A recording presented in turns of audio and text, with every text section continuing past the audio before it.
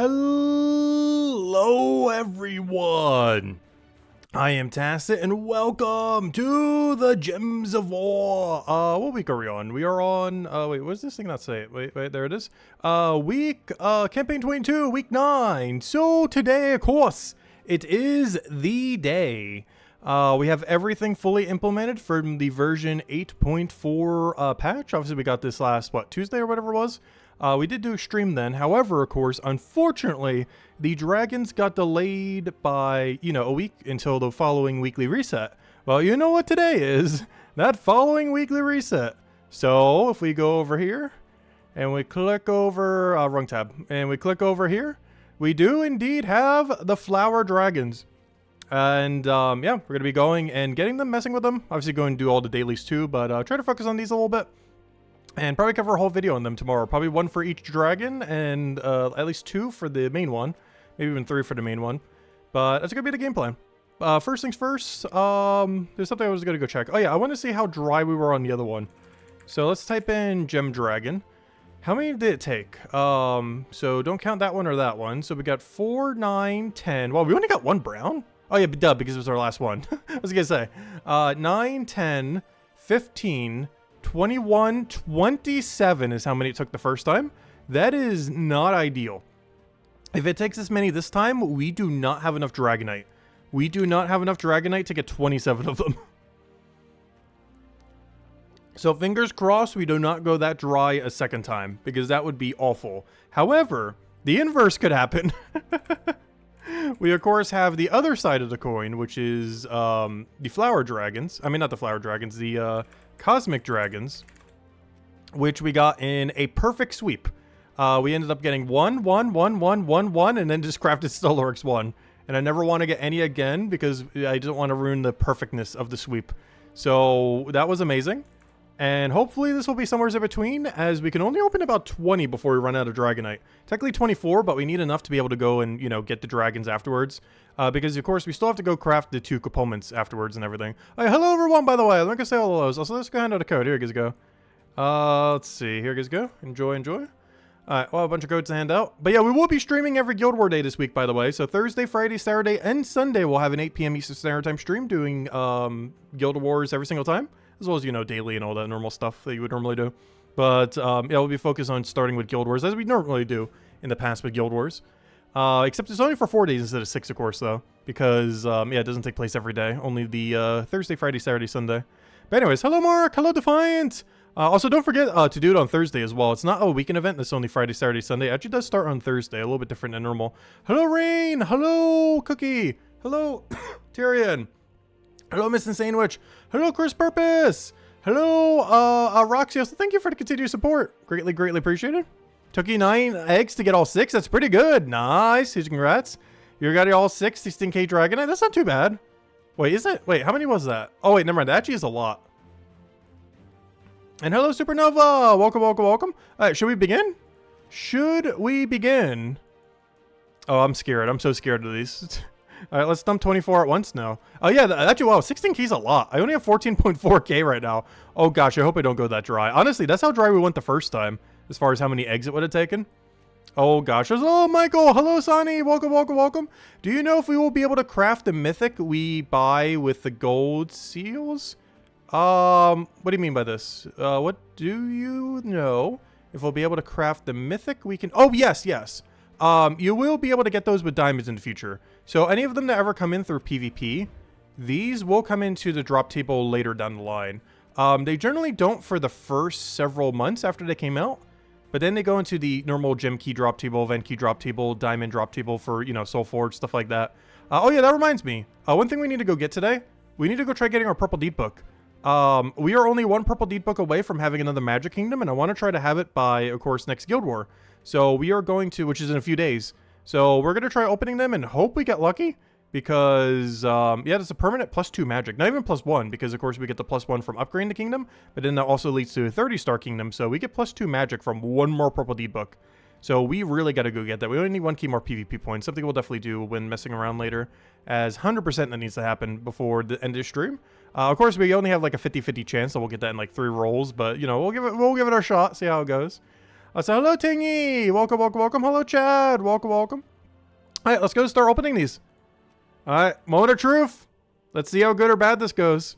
Oh, yeah, let's do the predictions. Wait. Let's do a quick poll real quick. Start a poll.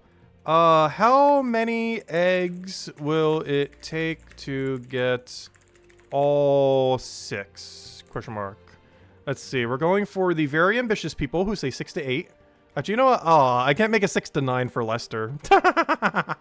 That'd be too big of a range. 9 to 12. 13 to 16. Or 17 plus. Alright, there we go.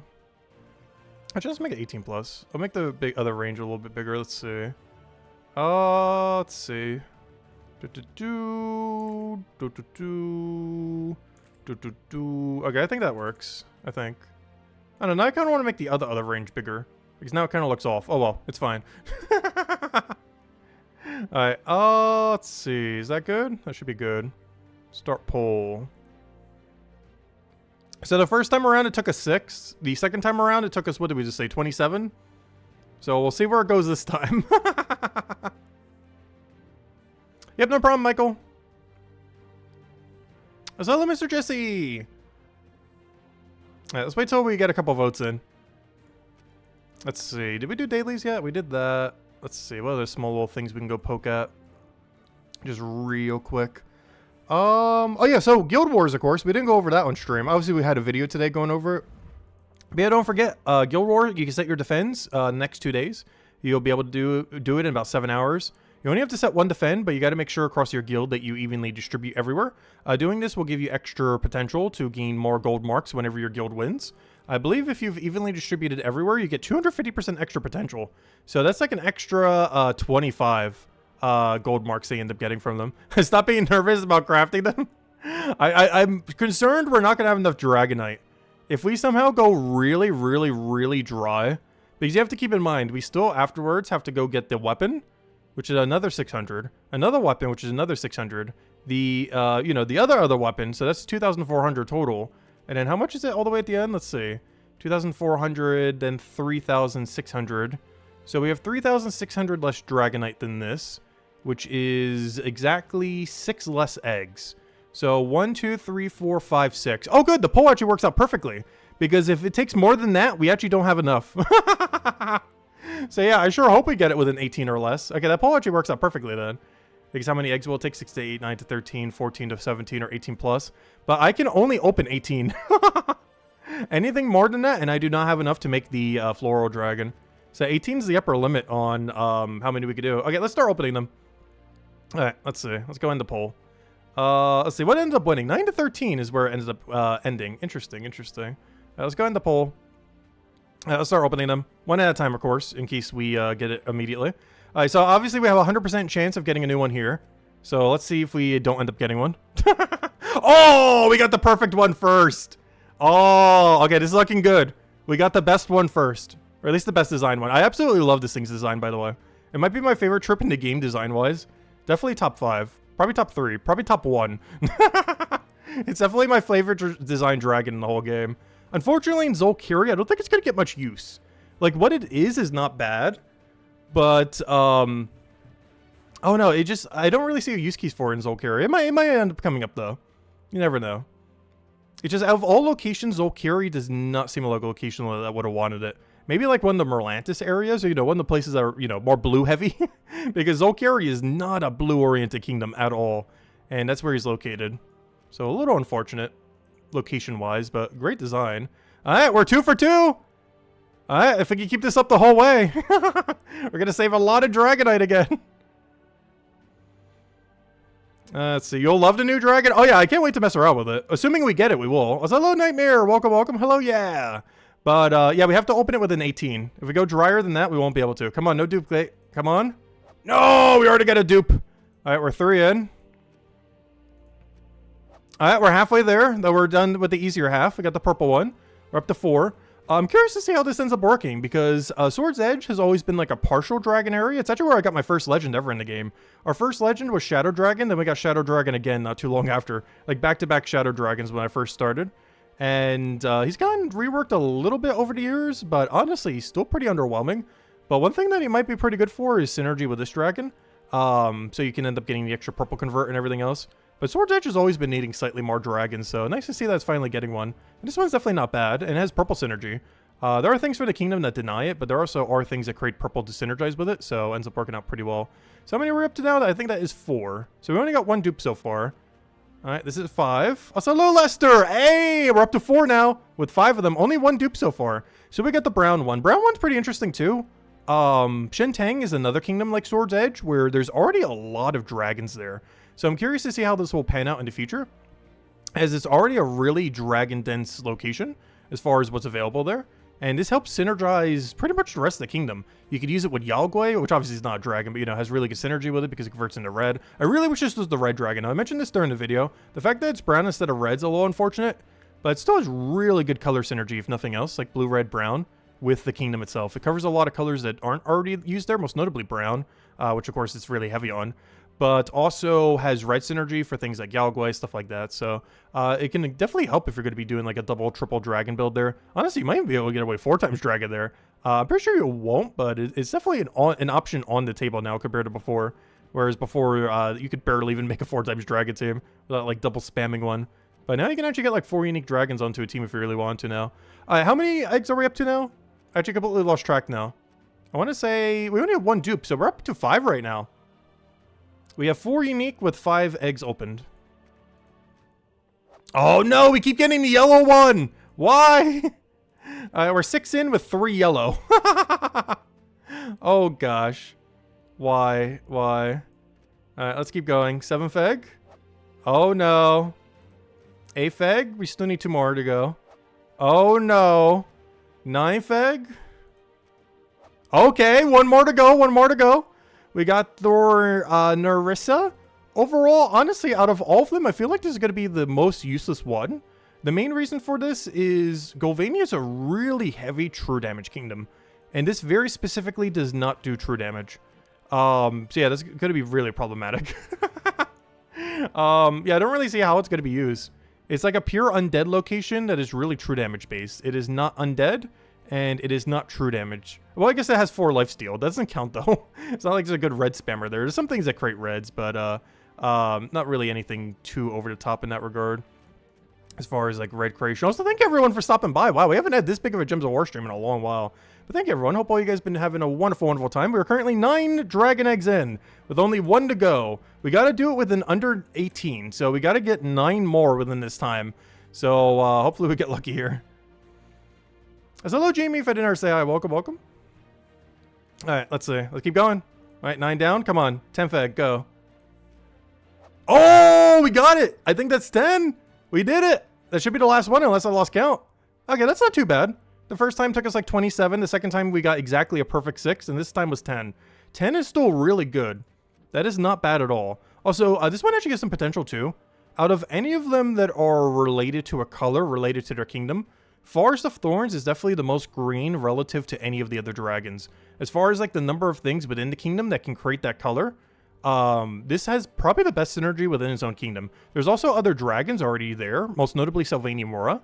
And doing that with like something that create a ton of green and then like hero, this is actually going to be pretty good within Forest of Thorns pure teams. I can see it being used quite a bit in that regard, as it's by far the most heavily dense into its own color as far as the kingdom that I get placed into. So could definitely start seeing some teams with that. But yeah, let's go see. Let's go double check the flower dragons. Flowers, there we go. But yeah, 1, 2, 5, 6, 9, and 10. Yep, that's not too bad. We only got one of the really cool one though, but at least we got to start with them. But yeah, not bad.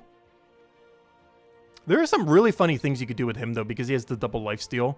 Imagine running a Wild King team, or Wild Knight, whatever that one guy is called.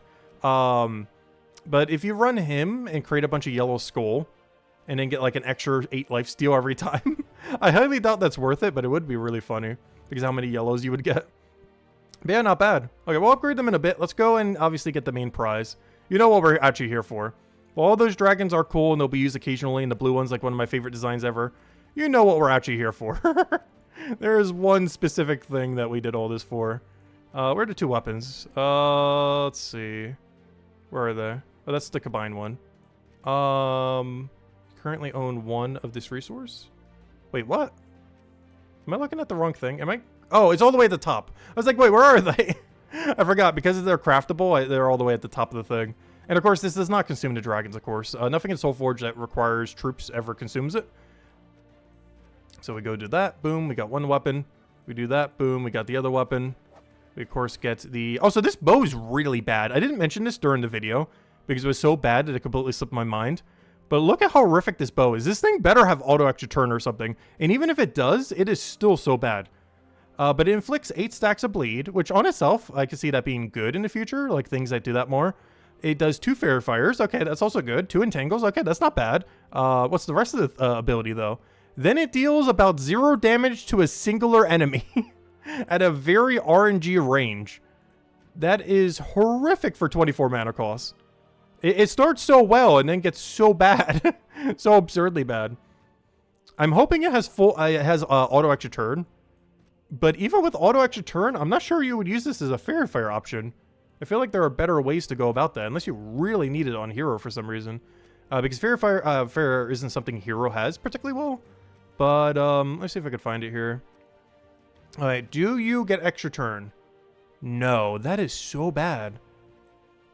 Why doesn't it get extra turn? That's so horrifically bad. Well, that's a dead content weapon. In all fairness, most of them are. What was the best one? I think the Orbit one was the best one. Didn't that one have like skull spam? I don't personally feel like I use it too often. But out of any of the 3 weapons, similar to Stellarix, Stellarix also got the best weapon, oddly enough. It doesn't get used nearly as much as Stellarix, obviously, but it converts all red gems to Curse gems and converts all purple gems to Doomskull. It's a double convert Doomskuller. I don't think there's any other weapon that has this. I believe there is like one other thing with like double convert on hero, but this is the only double convert into Doomskull. It even gets to jumble the enemy team, so if you get a auto extra turn with this, it's actually not that bad. It's a really niche utility weapon, but it's not horrible. You'd really only use it in Divine Field restrictions for the most part as like a skull spam option, but it's not bad. Anyways, so let's go get the dragon. Get the thing we actually came for, which of course is this thing. Oh, so did we go more than 1? I don't feel like we need more than 1. Because most teams that you're going to be using it in are 4 times Nexus teams, where you're probably going to build a variety so you get full bonus. Because if I'm not mistaken, isn't Elementalist Nexus? This is something I almost forgot to mention earlier. But I am pretty sure Elementalist is Nexus. Yeah, it is. You can tell from the background there. Yeah, it is Nexus. You know what you could end up doing with that, obviously. That's Elementalist plus the Flower Dragon. Plus 2 other troops from the kingdom, and boom, you just got a 4 times dragon bonus. Or sorry, you got a 4 times Nexus bonus and a 4 times Elemental bonus. That is so good. It's in Kingdom Synergy is so much better than Stellarix by like a mile and a half. Like, you know how bad of a synergy Stellarix has in Vulpecia? Like, obviously, Stellarix itself is broken beyond belief, but its synergy with Vulpecia is nearly non-existent. Whereas this thing has absurdly good Nexus synergy, as the entire kingdom is pretty much Elemental, and you get to use it with Elemental as hero class. So, honestly, not that bad. All right, let's go get one. There we go. And how much Dragonite do we have to spare? Oh, there it is. All right. What are we doing? Oh, did it think go? There it goes. Oh, it did. It just didn't make a noise. Why didn't it make... Oh, you know why I didn't make a noise? Because I have a Steam overlay muted. I forgot about that. End up doing that for something Brighter Shores related, and now I never bothered undoing it because that one alarm that we keep setting keeps I wanted muted. So now every single thing that comes through Steam is muted. Forgot to change that. Anyways, all right, so let's go use this thing. Let's go mess around with it. We'll probably mess with the other ones a little bit later too, but obviously this is the main one of question. Let's go and get it like max. Obviously we're going to elite level it too. And if you don't have any medals to go do it with, hey, if you go do the Guild War thing, ends up giving a bunch. Let's see. What are we doing here? Oh yeah, big orange orb. Here we go. Big green orb. Here we go. Have a little glory. Boom, boom, boom. Oh, we have exactly 100. How convenient. Right on the dot. Also, hello, Jason. Welcome, welcome. Hope all's been well. Also, sorry if I missed some in chat right there. I was so focused on the dragons. But yeah, honestly, 10 is not bad at all. 10 is definitely on the better side. It's not as good as when we did 6, but it's definitely not horrible at all. It's definitely on the better side of luck. All right, is that everything? Level up? Yep. All right, We're all elite leveled. We all maxed out. I want to see something. What is its damage difference compared to Stellaryx? Because I heard some people mention earlier that it was higher. Also, how do you spell this thing? That's going to be a recurring issue, isn't it? How do you spell Kai... Why? Chrysanthemum. Kai... this flower name. Chrysanthemum? I know this, what this flower is. I just cannot say it. Anyways, what's his damage difference here? Whoa, 14 higher? Okay. That's a bit higher than I was expecting. What's doing it so much higher? Base damage ratio? Does it have like better ratio or something? But they have the same boost ratio. But yeah, its base damage is 14 higher. It's very niche as far as when that would one-shot over Stellaryx comparatively. However, this is now the new best-in-slot one-shotting ability as far as the damage range that has. It has 14 higher than Stellaryx. I do believe Stellaryx, generally speaking, is going to be more useful than this, though. Because Stellaryx is a lot better at landing extra turn. It gets 3 elemental stars, 3 umbral stars, and still has the same skull percent chance. Whereas the only thing this has to extra turn, not counting its skull explode, is exploding skulls. But the problem with skulls is it's the least common color on the board. Which means you're very, very rarely going to get a lot of value from it. Because how many skulls are you really going to have on the board at any given time? Even if you have a skull storm active. Like what, 8? Maybe 9? Maybe 10? Compared to a color that you could easily have, you know, like 12, 13, 14, 15. Or even in the case of this, like it consistently does the same thing. It doesn't matter of any board condition. It will always do 3 and 3 of both of these. Obviously, if there's more skulls on the board, it's beneficial for it. But it doesn't need skulls on the board to function. One big issue I can see with this is if you deny all of its skulls, it's doing almost nothing. It's doing one absurdly good AoE. But if there's 0 skulls on the board, you get no mana accumulation. Like 0 at all. Absolutely none. And I can see this being very easily countered by skull spam teams. In the sense, if you have a skull spam team that skulls and then clears all the skulls. As this thing has no reductions to skulls. As well as having no benefit if there are no skulls on the board. So any kind of team that is really skull-oriented in the sense that they use them all. Or not skull-oriented at all in the sense that they deny all skulls. This thing is going to have a really big issue against it. But it does have the single biggest AoE in the entire game. Even higher than Stellaryx due to it having a slightly better magic boost ratio. Oh, is that the boost ratio? Wow, they give it a 3.25. Wow. Yeah, Stellaryx is around 3 and the Chris is around 3.5. Interesting. Yeah. So yeah, it is better for a single AoE. Alright, let's go mess with it. Mana accumulation definitely going to be an issue though. But let's go mess around. Let's go do a quick explore test. Obviously, it's going to be way more than enough. I just kind of want to see how close it is damage-wise. Obviously, it cannot one-shot Explore 12. I don't expect it to. I just want to see how close that damage range is. 100% chance it's not one-shotting it, though. I just want to see how much damage it does do to it, though, ultimately. Alright. Of course, it will only explode all skulls. And right now, we have 1, 2, 3, 4, 5, 6. Yeah, only 6 explodes. That's not a lot. Especially for 34 mana costs.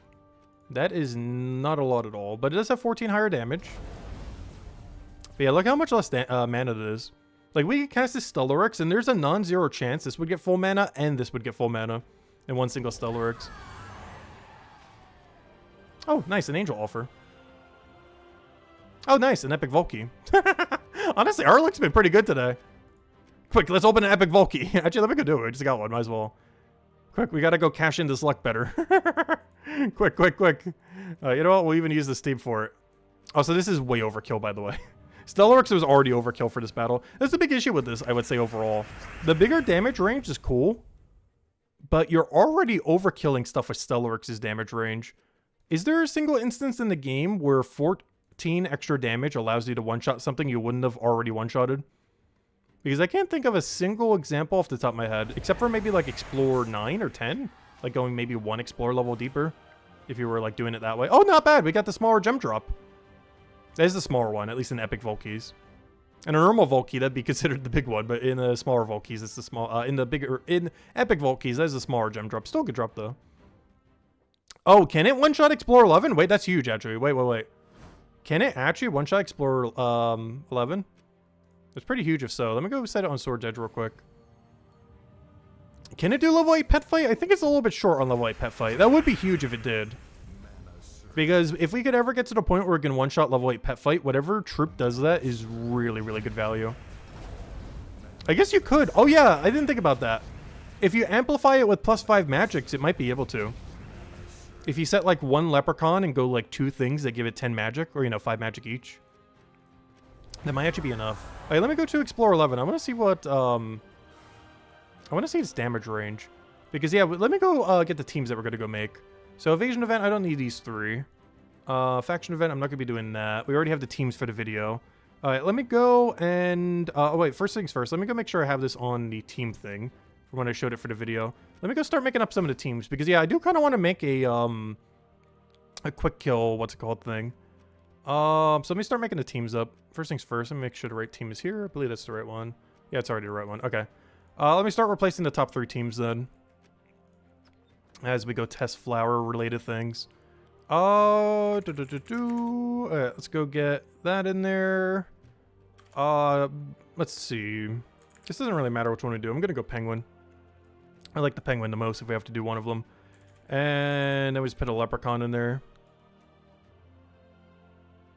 Alright, then we change our banner to, does it matter? Blue? These don't quite blue storm though, do they? Only when they cast. Well, I guess green would make more sense then. Alright, green. Double green. Also, for consistency's sake, I probably should make these the green boost guys. What is the green one called? It's called like a Roy or something? It's from Forest of Thorns. I don't remember what it's called. It begins with an A though. There it is. Yeah, Array. That's the one. Alright, this is discontinued troop, by the way. They are going to be adding it to the glory key drop table, though. I mean, not the glory key. They're going to be adding it to the guild key drop table, though. So you will be able to get that in the future. But as it currently stands, this thing is actually not in the game at the moment. However, it does work really well for what we want to go test real quick. Let me go test it here. Explore 11. So someone said earlier that this could one-shot Explore 11. And that's pretty huge if so. Was it Crisp? Who was the first person to mention that in chat? Because that's pretty huge if so. Does that? I don't feel like that one-shot's there. Well, not the 10%. Ignore the 10%. Does it one-shot the other one? No. Does it? Is there a location where it would one-shot them all? That was very much not close to a one-shot. Oh, am I not using triple Nisha? I'm using double Nisha. Oh, I'll go try a third. Right, let me go try some place that isn't like Roshka or something. Oh no, where's a good place that's really weak? Drifting Sands?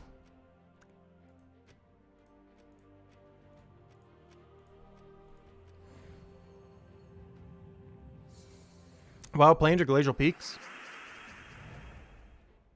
Let's see.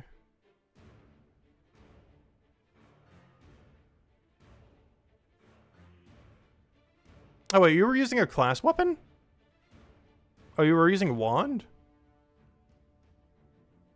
Wait, how would a wand help its, Oh! You were using the Mesmer magic bonus. I see what you were doing now. You were using 4 times. Oh, that's what ended up making enough damage. Yeah. We actually did that before. I'm not sure if I still have the team saved. I know what you're talking about. Oh, I know exactly what you're talking about.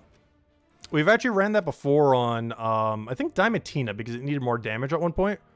But yeah, doing it with Mesmer is really important because it gives magic bonus for being Sorcerer. It's like the only situation where Sorcerer is not completely dead content. Alright, let's see. But yeah, you need it in order to cover every color. Or, to be able to cover the extra bonus. Because it ends up giving magic bonus. Mesmer. And then hero weapon technically doesn't matter here. I guess we'll go wand. But hero weapon actually does not matter at all in this team. Is that everything? Should be everything. Because yeah, the main reason why you do it like this is Mesmer ends up giving extra magic here. Because you're using Karkaroff 2 times over, you're getting extra magic, and because you have a pure magic team, you're getting extra magic. And that's where all the extra magic to be able to one-shot comes from. Alright, let me go do it in Drock Zoom. I know Drock Zoom is really low durability. It's one of the places we normally do at level 1. Let me go see if we could go do it at level 11 and get away with it. Because that's huge if so. One-shotting level 11. Also, hello, Sir Valiant. Welcome, welcome. Hope all's been well. Yeah, one-shotting Explorer 11 is huge if so. Oh, yeah, I haven't been adding any codes. Let me go ahead on another one. Here you guys go. Also have a bunch for upcoming Guild Wars around the corner. Alright, let's see. Can this one-shot everything other than the guy who has 10% bonus? Or any spell reduction ones? Was that enough?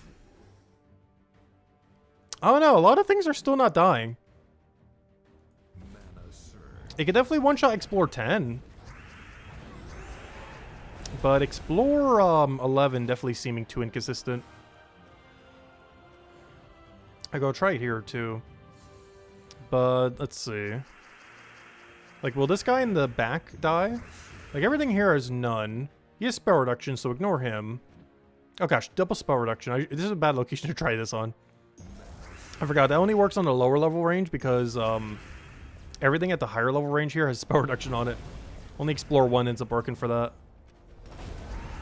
But yeah, I did one-shot everything but spell reduction. Interesting.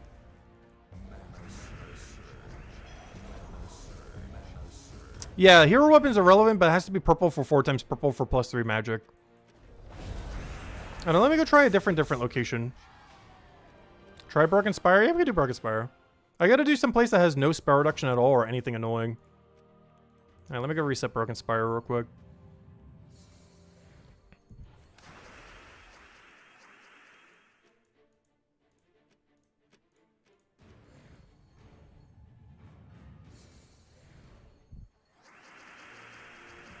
Alright, let's see. Is this enough damage? If you get enough mana. Yeah, there we go. Oh! Wow, that's actually kind of crazy. It is now possible to one-shot Explore 11. Has anyone tested it for the final pet battle yet? Do I have the Mentor trait? I don't remember what I have set. I'm pretty sure I do. Yeah, I do. For the 1 extra magic. Because I end up setting this up for insta-kill as well. Because that's pretty much the only thing Sorcerer's ever used for is Hero Leprechaun Mizmer. To try to boost 1 troop. It was used a lot more commonly with Diamantina. I don't feel like Stellarex used it that much. But it was pretty common with Diamantina.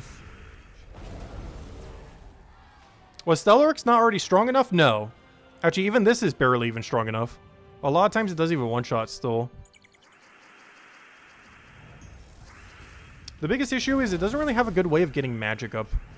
And by that I mean it has no way to get magic up unlike the other two. Yeah, it's not quite enough. I'm trying to think of how else we could give it like a little bit of damage. I'm trying to think, what is a purple cleanup weapon that isn't bad? What if we use those? Oh, I just realized something really funny. I just realized something really funny. You know those really bad wands? You know those like absurdly bad wands that have been dead content for pretty much the entire history of the game? That have pretty much been a joke weapon for all of time? I think it's actually meta here. A 5 mana cost wand just for cleanup? Actually, give me the bigger one. This one does way better. I don't mind 2 higher mana costs. Yeah, I think we run wand. What's this extra effect? Gain 1 magic, enchant self. I'm trying to see, what is the alternative? Oh, this seems too funny to not do, though.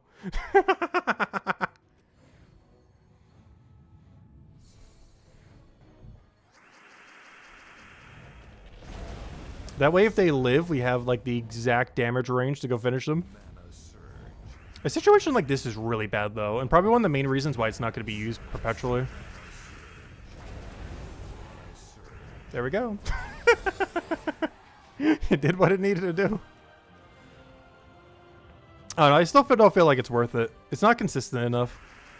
It can 100% consistently do Explore 10, but I'm pretty sure Stellarex already did Explore 10.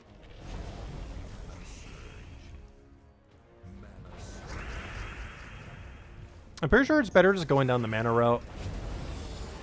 I would much rather mana route 10 than do this for 11.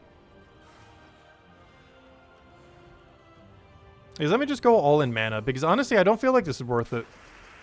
I would much rather just insta get full mana than try doing it this way. As fun as it is to one-shot Explore 11. Or have a chance of sometimes one-shotting it. I don't think it's worth it. Especially with this higher mana pool. This higher mana pool is definitely getting in the way.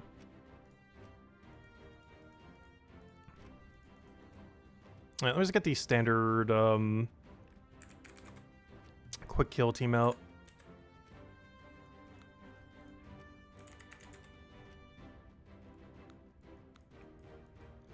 Because if it just one-shots like this 100% consistently, it's going to be so much quicker. It doesn't really matter too much what color we give it. We'll just give it brown. Double brown.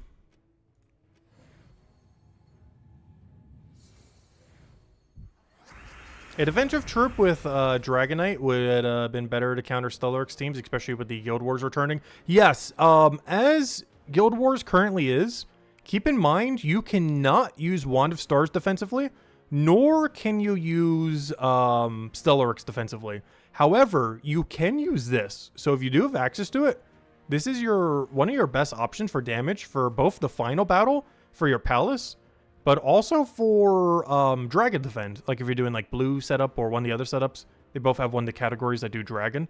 So you can actually use that for both, but do not use Stellarex because Stellarex still gets replaced with the other thing. Let's see, anything else I missed in chat? Also, here's another code, by the way. Also, if you guys haven't already, definitely feel free to leave a like on the stream. Helps a lot and is greatly appreciated.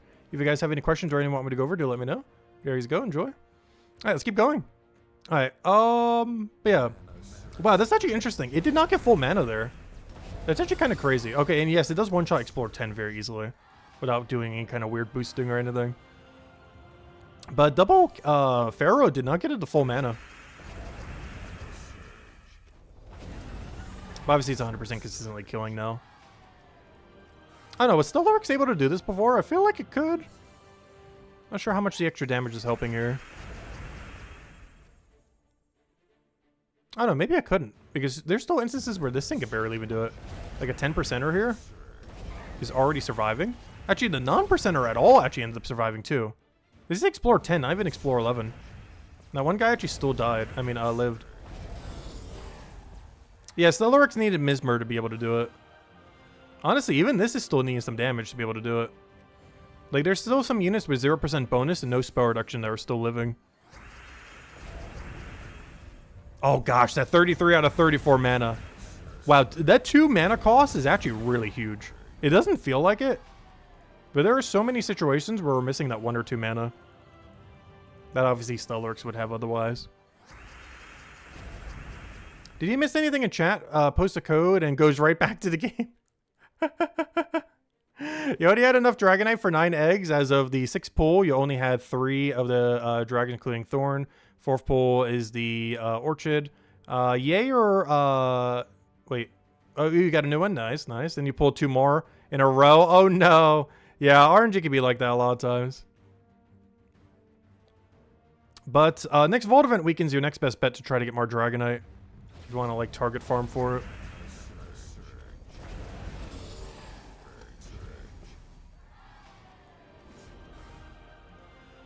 But yeah, overall, verdict on the quick kill. Yeah, that's exactly what Stellarex quick kill does. Honestly, it's the exact same team. It's not any different. Like, it's literally the same team. As far as what we would normally do for this. But I guess I would start running on the dailies and such. I'm not sure. Biggest issue with this is in any situation where you have to cast more than once. For example, if we go over to games and go over to dungeon, this is a pretty notorious area where you have to cast more than once on it. As far as the activity itself. And unfortunately, the extra damage that it has is not enough to kill. A 2-shot though, but if you have 20% weakness, you wouldn't have enough. Wow, it didn't actually get to 2-shot. I'm surprised. It did not get to 2-shot. Ah, Ice Trap, boo. Oh, Curse Trap as well, boo. Alright, while we're here, I might as well go clear out dungeon. Well, just wanted to see how it would do. We'll go test it for all of them. Might as well already here. Or pay the gems for the Dragonite. Yeah, you can get daily Dragonite every single day by converting the gems over. What was it again? I think it's like 5 gems per Dragonite or something. Like 5 gems for every 1 Dragonite. which means every egg is 3,000 gems. If you were to convert all your gems into Dragonite. Just for one roll of this Flower Dragon is 3,000 gems. It's pretty pricey. Like, 3,000 gems is not a small amount of gems. And we got lucky and it took us 10. There's like 30,000 gem equivalents if you were to keep rolling for it. Or, you know, by buying Dragonite every day. That's up pretty quick. Yeah, overall, it's interesting. I hope we can get a pet battle soon so we can go test it there. I might even go do some PvP with it just so we can go get a pet active if the guild doesn't already have one. Let me go check. Because if we don't currently have a pet active, I want to go check. I'm pretty sure it can't, but I want to see how close it gets to one-shotting the final battle of pet battle. Let's do it in some PvP then to try to trigger one. No, Volkeys themselves do not have Dragonite in them. Only the activity of farming for them, because a Dragonite gnome ends up giving it. But no, Volkeys themselves do not have Dragonite in it. They have gem drops that you can spend on Dragonite, but they do not have Dragonite in the drop table. Alright, let's go test it in Central Spire. See if I have the correct team set. Oh yeah, we could try it with Takshaka build. Oh, I thought I had Kappa Pace. Whoops. We would just build it into... You know what? I'm just going to put it in here for now. Oh yeah, we never did the other ones yet. We will be at some point. Just want to focus on the main one first. Let's just see how it does 1-to-1 here. I'm trying to think of some unique adjustments we would end up making for. Obviously, we got to do a 4x elemental team. That goes without question. Oh, I hope we have that restriction this week. That'd be a fun place to go try it out. A 4x elemental restriction. Because I do feel like that's going to be one of its really commonly used locations. Nexus and elemental. Obviously, dragon as well. But I still feel like in a lot of situations I'm going to be using Stellaryx. But in situations where you have to use this, aka PvP in the current system of the game, as well as, or you know, when I say PvP I mean Guild War Defend. But Guild War Defend it's going to be really good, because currently it does not get replaced like Stellaryx does. For Nexus it's going to be really good, for Elemental it's going to be really, really good. And it has the best one-shot range of any troop in the entire game. As far as ability to one-shot the entire enemy team. It has 13... Was it 13 or 14? It was like 13 or 14 damage higher than Stellaryx. But it has worse extra turn potential. And a higher mana cost to do it. But is ultimately about a dozen damage higher. So there are some very niche situations where it does get better damage. And it does ratio better from magic. So if you have any way to gain a lot of magic, it boosts better from magic than Stellaryx does. However, it itself does not have a trait that gives it extra magic, unlike things like Diamantina and Stellaryx have. So unless you have a troop or something else on your team to do it, whatever it has at the start of battle is all it gets. Which is why we were using Mesmer and stuff earlier. Is every extra bonus that you can give it immediately gives it a lot more benefit compared to later down the line. Unless we ever get like a really good magic boosting troop in the game. A lot of them are pretty average in the current state of the game though. Yeah, this higher one-shot range, kind of nice for wrapping up PvP really quickly. As there's a lot of things that we previously would not have one-shotted that we definitely can one-shot now.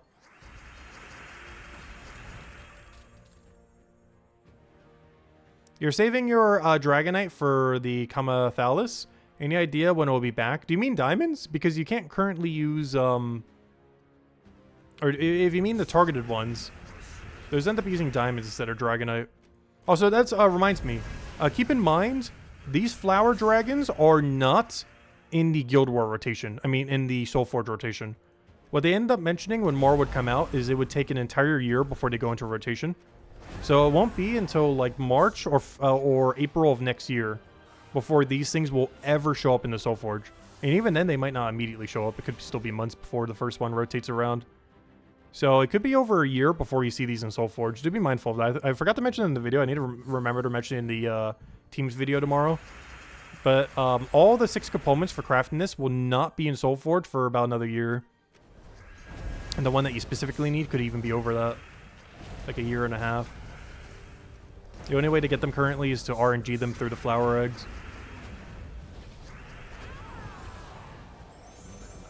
Unless they change that system with the next year. But currently with how it works, a year from now is the earliest you can use diamonds to get them. Or not diamonds, whatever. Wait, did he use Dragonite when you do them in Soulforge? I forget now.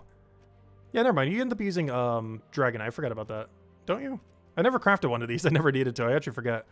Oh yeah, they use Dragonite. Never mind.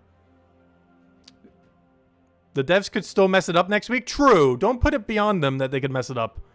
But if they do what they said they would do, the flower dragons will not be able to be buyable with Dragonite for another year. And the one that you need could take like a year and a half before it rotates potentially. So do not expect them to be in Soulforge, because if they do what they said they were going to do, of course they could mess up or go back on it. But if they do what they said they were going to do, it's going to be over a year before you can get them in Soulforge as a guaranteed drop. That could change though. Oh yeah, are target dragons always 2k? Because that was the case for Celestial Dragons. I wonder if they're going to do anything different now that these cost even more. Because honestly, 2k for a guaranteed of these is even more worthwhile, since the eggs keep getting slightly more expensive every single time. They were 500, now they're 550, now they're 600. But so far, all of them that are in Soulforge are exactly 2k. Even the Celestial ones where the eggs themselves cost more, they're still only 2k each. Battles like this is where it's really nice to have this extra damage. Oh yeah, that reminds me. You know what else would help this thing a lot? Let's go get our permanent 2 extra magic. I think we're almost there. Let's go see how we're doing on the dailies, or the weekly thing. Because I believe this is the week we get our permanent 2 magic. I needed a little bit more PvP rating, which, let's see, did I get it by now? No, I think I still need a little bit more. Wait, can you use talismans to skip it? I'm not going to bother right now. Let's do it manually. It's only 500. It doesn't take that long. But what was I going to go check? Oh yeah, I wanted to check to see if I had the other thing done. Campaign. What do we still need to go do the campaign? Because I need to go finish this in order to go claim the deed books. Which I might already have enough. Oh, never mind. We already have enough. We can grab this. Alright, let me go grab my 2 deed books, because I believe it was halfway through the thing. So let me go grab our deed book. Oh no! I'm still a little short. Wait, let me grab that, I guess. Alright, let me go grab our deed book. Do a little bit more PvP, and then we're going to go roll to see if we get the other deed book. Because we are 1 purple deed book away from permanent +2 magic across everything. And that's going to be really useful for this dragon. As it wants every little bit it can get. Obviously a lot of troops do, but particularly for this one. As this troop has the best magic boost ratio in the entire game. As far as benefit for, or you know, amount of damage to magic ratio. There's not a single troop in the game with a better magic ratio than this thing. Which is very nice.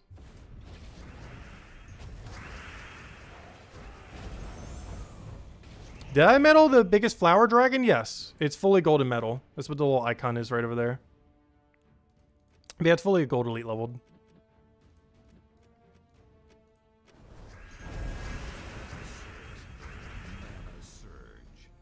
Wait, what did I miss in chat? They definitely need to add higher amounts of Dragonite rewards. Yeah, I do wish they would give more guaranteed Dragonite. A lot of it's still really luck-based. Which one is better, Carthenex with 2 times Takshakas or 2 Kafrus? It depends what you're doing. The main difference on if you use Takshaka or Kafru is, are you doing a battle that you can lose or not? If you're doing a battle that you can use, Takshaka is better. If you're doing a battle where all you care about is winning as quickly as possible, then Pharaoh is better. For example, our main damage source has died. And if this was double Pharaoh, we'd probably lose the battle. But because this is Takshaka, we just win like it's nothing. So generally, that's actually pretty good that it came up exactly then, as I was saying that. But yes, generally speaking, you only use Takshaka if there's any chance you could lose the battle. Otherwise, you always use Pharaoh. So generally speaking, in PvP, you should be using Takshaka. As in situations like we just had there, you would end up winning instead of losing. Or at least win a lot quicker. Like, Kafru could have won there, but it would have taken way longer than Takshaka literally one-shotting the entire enemy team. I mean, sorry, Stellaryx one-shotting the... I mean, whatever this thing is. Yeah, Takshaka was right the first time.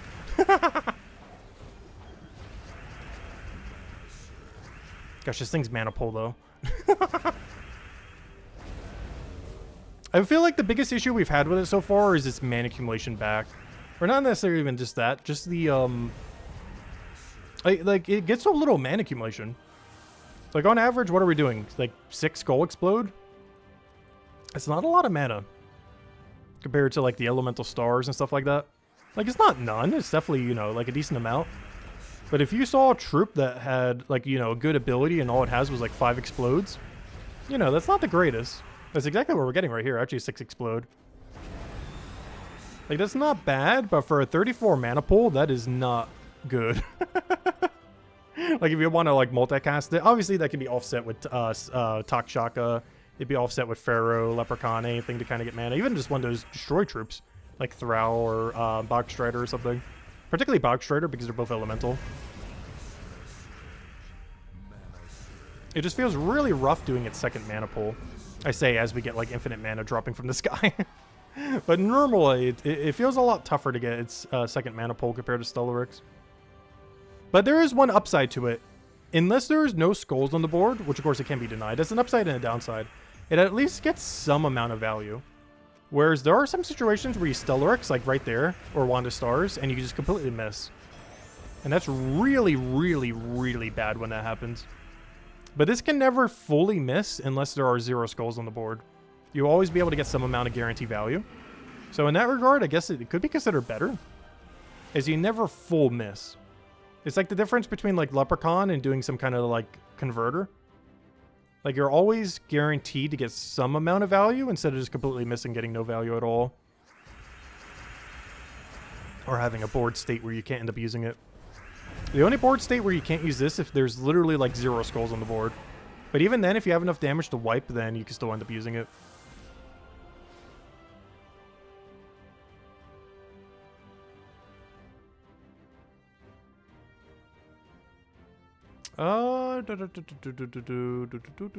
Just looking back in chat real quick. Making sure I don't miss anything. Really bad at keeping up with it a lot of times. Alright, did we get our PvP rating yet? Because I want to go see if I can open up the chest. Oh, come on, I'm 1 fight away. I want to get my 2 permanent magic bonus. So we're going to have a 50-50 chance here. We're going to open 3 of them. I need 1 more purple deed book. If we get that purple deed book, we will have a +2 permanent magic bonus that we can start using with this, as well as everything, of course. We'll be able to start using it immediately on the flower dragon. Alright, we'll do another little fun poll. Will we get the deed book or not? Start a poll. Will we get a random purple deed book from 3 pools? Yes or no? There we go. Let's do a quick poll for fun of it. Let's let me go hand out another code. But I think we said whatever stream we finally get it, we would hand out 3. Which would be today if we get it. Oh, a lot of no's. The no's are strong with this one. For missing her comment? No! Wait, which comment did I not read? I tried searching back and I couldn't find it. Where? Oh, you're maxing your last Magic Kingdom today? Nice! I might be joining you. Oh, wait, never mind. This isn't the last one. This is my second to last one. But I might still be joining you in a Magic upgrade today. Nice, nice, nice. Alright, let's go try it. Wow, that's a lot of no's. That's a surprisingly high amount of no's. Watch us get a first pull. Boom, purple. Oh, boo, disappointment. Alright, boom, purple. Ah, disappointment. Oh no, no's are gonna win. Luckily, we will almost guarantee have it by Guild Wars. But, oh no. Alright, final poll. Alright, what's the poll at? It is at overwhelmingly no. You guys might be winning, though. Alright, here we go. No! Boo! Luckily, we still have 9 more pools, so it's not too big a deal. But if we somehow don't get it in another 9, we got a problem. We gotta wait a little while. But yeah, look at how close we are. If I go check the Magic Kingdom right now. Let's see, where are we? That's not how you check. I am 13 purple deeds or 1 purple deed book away from +2 permanent magic. +1 from this and then another one from getting it to level 30. But yeah, we need either 13 purple deeds, so we either need to like farm explore 12 like crazy, or yeah, just wait until the next 3 days and hopefully get a 1 in 6 roll with 9 rolls. Technically 12 since we did 3 today.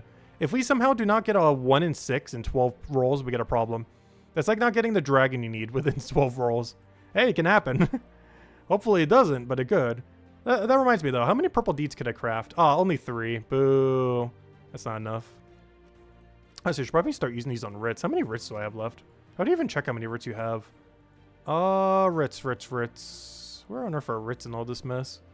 Forge scrolls, deeds. Oh yeah, I got enough Imperials. Oh, so why did I say writs? I meant Imperial.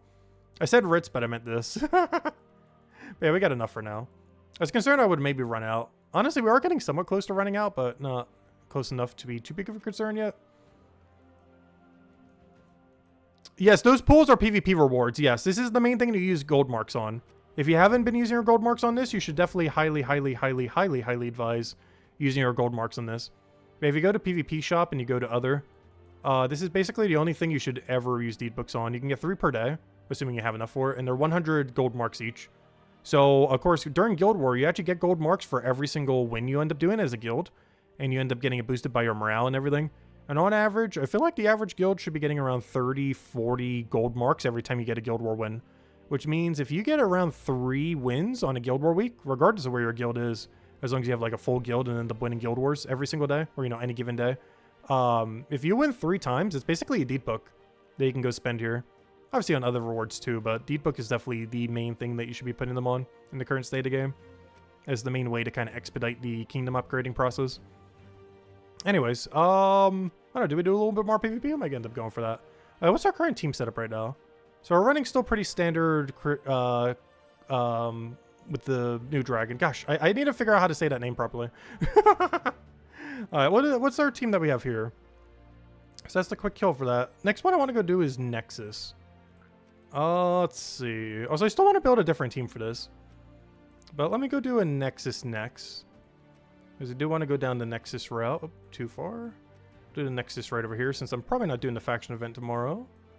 Get rid of the quick kill for that. Okay, Nexus team. So if we go to Kingdom Nexus, there are 2 really strong things in Nexus now. Obviously, Elementalists. But of course, the new dragon.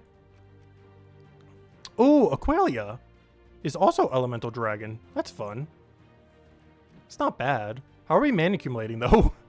Wait. What kingdom is Wand of Stars from? Ah! Of course it's Nexus. Oh, gosh. Wow, Nexus is so strong. 4x Nexus? This looks like a normal team almost at this point. And it's just a Nexus team. Wow, Nexus is loaded. Yeah, I think that's the team. And get a free Elemental Star. This is basically Baby Takshaka. He converts a purple into an Elemental Star every turn. He's like Mini Takshaka. Not quite as good, but for the purpose of this, he'll get the job done. Yeah, this is pretty much just a standard meta team at this point. Wow, too bad you can't do 4 times Elemental Dragon. But this is 4 times Elemental. Oops, let me go change the right class. This is 4 times Elemental and 4 times Nexus. So we get 4 times Elemental bonus, we get 4 times Nexus bonus. But yeah, this pretty much looks like a normal team. This doesn't even look like a Kingdom team. That is so stacked. Alright, what do we... The mana accumulation is going to be a little bit bad for the first cast, but once we get it going, it's good to go. Plus, we get a few from the beer and hopefully get some good converts there. Is there any particular color we need to take a lot of? Give 4 life to all blue allies when matching blue gems. Sure, I guess blue. Why not? We'll keep taking blue. Oh, no, never mind. This is Elementalist. We want to take brown. So I guess go brown-blue then. Plus 2 brown, plus 1 blue. But yeah, this is actually really, really strong. This is just 4 times Nexus. And it actually looks like just a normal team. With, like, no compromises at all. But this is a 4 times Nexus team.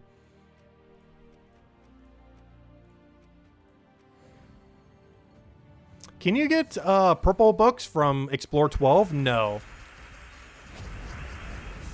The way that you get them from Explore 12 is merchants. You can get merchant battles from Explore 12, which end up giving you deeds. And those deeds end up giving you deed books. But it basically allows you to get the material to make them. But no, you cannot get them as like a natural drop. You can get the material that leads to getting closer to them, but it doesn't just outright give it to you. And it still costs gems to be able to buy them, of course. Yeah, wow, this team is so stacked. Also, this is 4 times Elemental, too, by the way. It's 4 times Elemental, it's 4 times Nexus. It fits both restriction. It's basically just a normal team. As the bear is basically budget Takshaka. If you don't have the other dragon, you can just replace it with a second Ember Claw. The only reason we're using it like this is because we get extra bonus if we use more variety. And then the rest is just core Nexus. Wand of Stars is Nexus. And obviously the new dragon is also Nexus. Well, I mean, not obviously, but it is indeed from Nexus as well.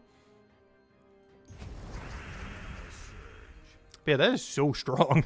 This place's Kingdom synergy is just skyrocketed recently. Between Wand of Stars and that. Like, Elementalist already made it, so it was eventually going to be broken. I think it has officially hit, like, strongest Kingdom in-game category. And it doesn't even have that many either. Because Nexus is one of those kingdoms that barely has any troops. You know how many more we're going to get in the future? And if any of them are even remotely usable? Nexus is quickly becoming like the strongest kingdom in the whole game. Like it's almost competing with Zhejian at this point. I don't think anything's ever going to beat Zhejian in that regard though. Oh no, we just missed with Wand of Stars. Okay, that's really problematic with this team, I do have to say though. This team does not have that good of a recovery if we miss with Wand of Stars. Though in all fairness, nor do Stellarix teams. That's not really a aspect unique to this as far as a fault of it. Pretty much any team, if you miss with Wand of Stars, is pretty bad.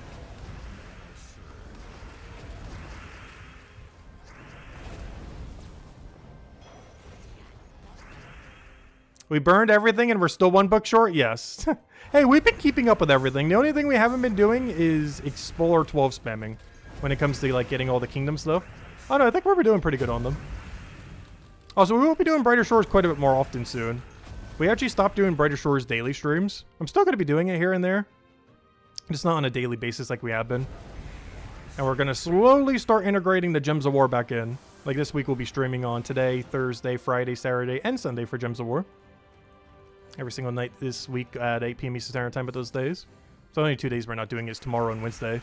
Tomorrow we're probably finishing out Xenoblade Chronicles X, and the following day I believe Brighter Shores gets a patch. So I'll be messing with that. Or it could be the other way around. It depends what day they finally do the patch. Because it's not like Gems of War where they always do it predictably on a Tuesday. That game kind of just does it whenever they feel like it. But that's the game plan for the next 2 days stream. And then it's just going to be Brighter Shores, and then it's going to be Gems of War every day. For the entirety of Guild War. As I will be streaming every day of Guild War like we always have in the past.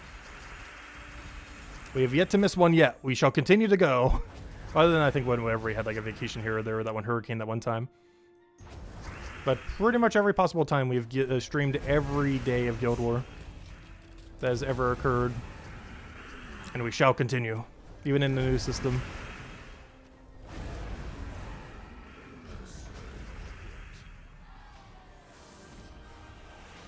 And of course I'll be starting this Thursday then. At the same time we always do. That's kind of another code. Yeah, I'm still really looking forward to Guild War. Actually, let's do a post for that. Let's see. Oh, do you know what I kind of want to ask? Do you plan to buy the $5 money offer for Guild Wars? I'm actually curious on this. Well, technically your regional equivalents, but you know what I mean. I'm actually kind of curious what that comes out to be. I definitely will be for the first time, as we always do whenever a new offer like that comes in. I'm not sure if I'll be doing it much after that, but I guess it really depends on what the legend is. I guess I should have had a third option of it depends if the legend is good. But I figured a no would be high enough that I shouldn't need to do that. Because I already know no is going to win. I'm just curious by like what ratio the two come out to be. You're asking the same question in your guild? It's definitely worth it. If you're spending money on the game, it is one of the better offers they've done in a very, very, very long time. One of the biggest benefits of it, oddly enough, is the fact that you get to buy wins. It doesn't help your guild win, but when it comes to getting all your own personal rewards, buying the $5 pack thingy lets you buy every win you didn't get. So let's say you only won 15 times out of 20 by the end of the week. You could just buy the other 5 wins with 100 gems at that point, 20 gems per win. Whereas if you have the free side, there's no way to do that. If you had 15 out of 20, you're just stuck at 15 out of 20.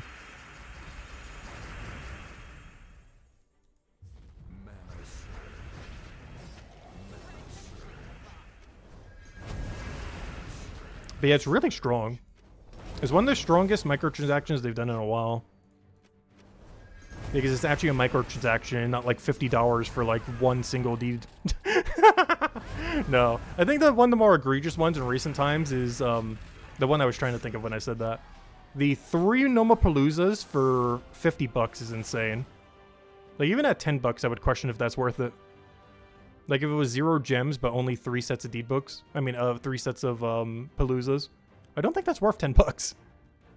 Maybe you're really in a pinch to go do it for like an hour. But even at that price, it's, I would say, is not worth it. But it's like 5 times more than that.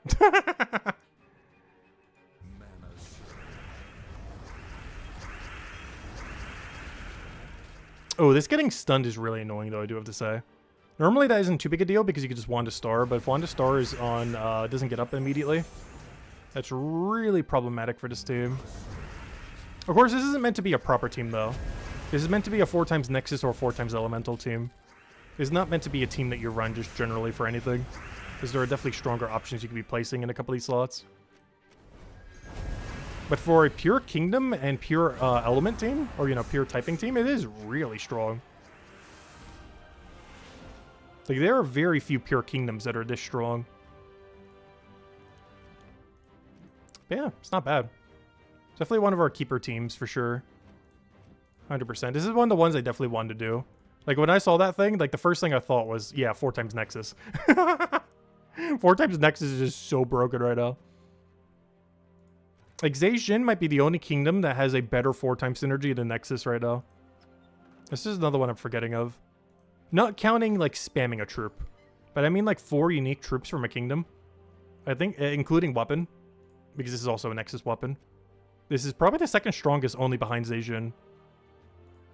I can't think of another one that's kind of that high. I guess maybe Dragon's Claw. Oh, there's a few that are kind of there. But that is really stacked. I'm still not happy with this team, though. I do want a quick kill team. I just feel like this is so generic, just putting it with, like, Ferris Roz and everything, though. I don't know. It gets the job done. Like, for everything that you're going to be using this for. Like, in the context that you are using this. Like, I think this is the way to do it. Like, explore 10, quick kill with this. If you want to do it for dungeon dailies, if you want to do dailies. This is basically your daily Demolisher team now. Instead of using Stellarix. Like, so much so, I'm literally just going to replace it. Let's see, what do we have in our Takshaka? Yes, we just keep our Takshaka as that, and then we have this as this. Boom. Yeah, this is our new daily Crusher team. As it has better damage range than Stellarix. This has a 207. And Stellarix in the same context only has a 192. So 15 damage higher. But, oh wait, the team is called Stellarix, though. You know what I should name it? How many letters does Flower have? Oh, no, there wouldn't be enough, because you can't change every color code. Let me see. Flower. Flower. Ooh, it does have all 6 colors. The problem is you can't set a code for each one. It doesn't have enough space. But, I don't know, what do you call it? Oh, I'll just call it what we need for the video, which is, daily quick kill. There we go. Also, I probably should have moved that over there. Whoops. This is the one that should be renamed Daily Quick Kill. Alright, make sure it's the right team. Rename. Let's see. There we go. Yeah, it's the Daily Quick Kill team because it has better damage range than Stellarix. This is the 4x Nexus team. One of the strongest teams you could even build out of Pure Kingdom. Only behind Zhejian and maybe another one or two that I'm forgetting. And I always need one other team for something. We'll figure something out, though. We need, like, an actual real build for it. Oh, hello, Greg. Hello, Ian. Welcome, welcome, welcome. Is the offer for the entire Guild War week or just for one day? It's for the entire Guild War week, yes. The $5 offer is for the entirety of a single Guild War. So for all 4 days of the Guild War event. But yeah, it lasts the entire duration of the Guild War duration. What if they do that for every Guild War? Milking the community for everything? Yeah, we did the math earlier. Well, obviously, it's like, you know, once every month. So it's around $70 per year. Like 70 to 80, depending on how often they do a Guild War. Like, it is pretty pricey. Like 70, 80 a year when you break it down that way. Let's see.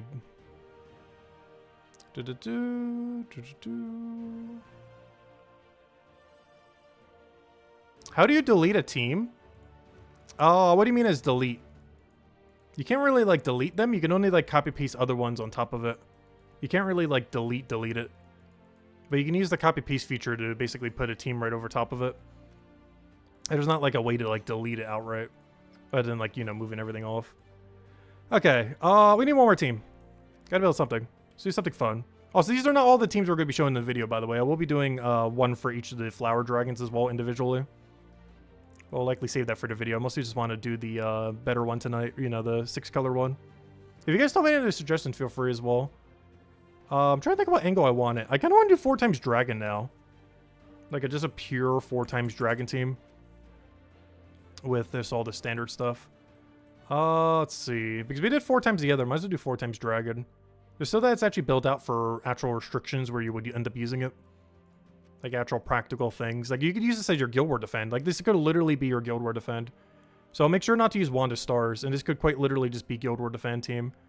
Alright, what am I looking for? Let's do this based on base rarity. Oh, it is. I just need to get Essential off. Gosh, I want to use the blue dragon so badly. We'll be building a team for him tomorrow. Let's see. Obviously, we got to use the dragon. That goes without saying. Let's see. Where is the, what was I even looking for?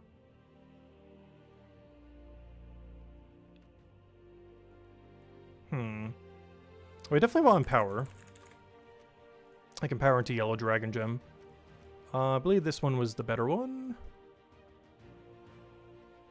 And then I kind of want to go hero. The biggest issue with going hero here is I would need a burning weapon. It needs to be a burning weapon that is not Wand of Stars. Well, obviously Wand of Stars doesn't have burning, but you know what I mean. It needs to not be Wand of Stars, but it also has to have burn. The problem is just typing in burn doesn't bring up everything. Ooh, there's an interesting angle though. Burning Scythe? Oh, it's random. Never mind. I thought it was all. It only does damage to all. I thought the burn and disease was all as well. I was thinking of that one Curse Blade, where it curses. Oh yeah, duh. I can use that. That was the weapon I was thinking of. That was the thing I was thinking of earlier. Yeah, not that one. This one. Wait, what does Burning Claw do? Do a bunch of damage to an enemy boosted by red. Oh, this doesn't do what I thought it would. I don't know. Is this worth it though? I feel like it's going to struggle getting mana up. Because of course, if we're going pure dragon, this would be Dragon's Claw. Where does it go? Dragon Guard. There has to be a better burn weapon than that, though. The problem is I forget every single explodey weapon or other mana accumulation weapon that gains free burn. Is there one that does dragon bonus that does? Because dragon explode. Like, if this has burn... Oh, it does! It does! Oh. Oh, that's fun. Oh. Oh. That's a fun one. Too bad it denies brown.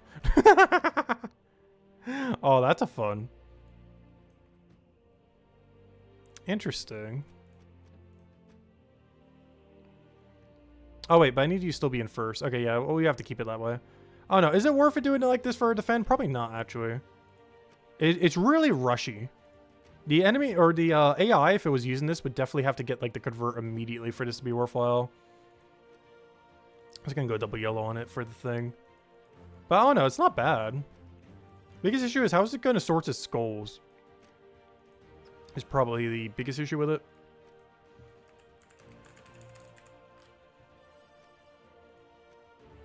Alright, is everything?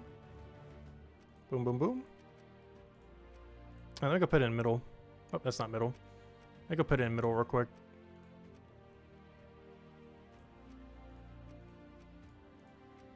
Alright, there we go. You should go to bed. Oh gosh, it's like 1:18 a.m. Yeah, honestly, I need to go fix my sleep schedule. My sleep schedule's been all over the place lately. There he's gonna have another code. Probably hand out one more as well in a little bit. Alright, let's go do our convert. That gets everything rolling. You didn't have the mana going right back into it with the thing. I don't know. I feel like when we're building this for Guild War, you'd probably want to go Elementalist. The problem with that is it makes it not 4 times Dragon team.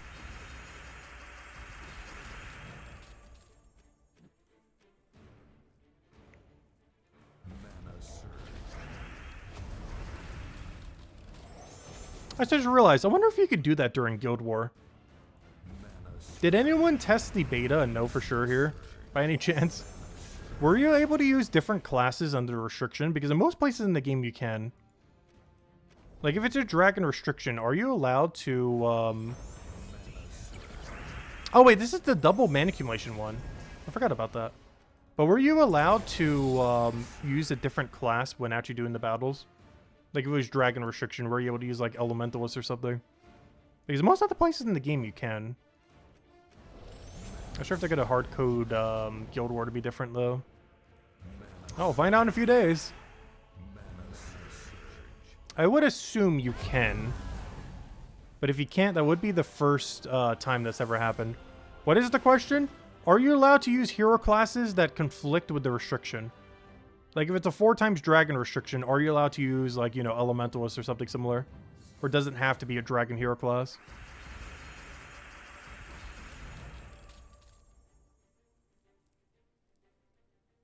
Okay, you can? Okay. So it's just like the rest of the game then. I wish they would code that restriction in at some point. Because the fact that you can use any hero class kind of ruins a lot of restrictions. Which means, yeah, we can put elementals in this team. Which means this team should be completely different if we're building a dragon team then. We might not even need Essentia. Because I'm trying to build this to be Guild War Dragon Defend. So if you can use any hero class in it, then we gotta change our plan then. We still have to not use Wand of Stars though. That doesn't change. But what we can end up doing is Essence of Evil, Elementalist, and now we have to use Dragon. Dragon. Base rarity. Honestly, I don't think I want to use 50% Mana Star or the Empower guy. Trying to see what other things we have. Wait, why are you coming up as Dragon category? Oh, because I'm in the Central Spire. I'm like, wait, why is this guy showing up? I forgot, it's because I'm in Central PvP.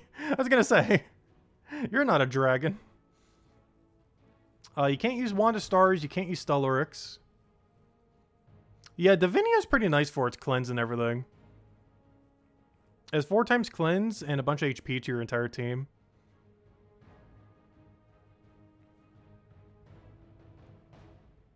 I'm so tempted for a Storm, but that Storm has like no synergy. We have to keep in mind too, we're trying to deny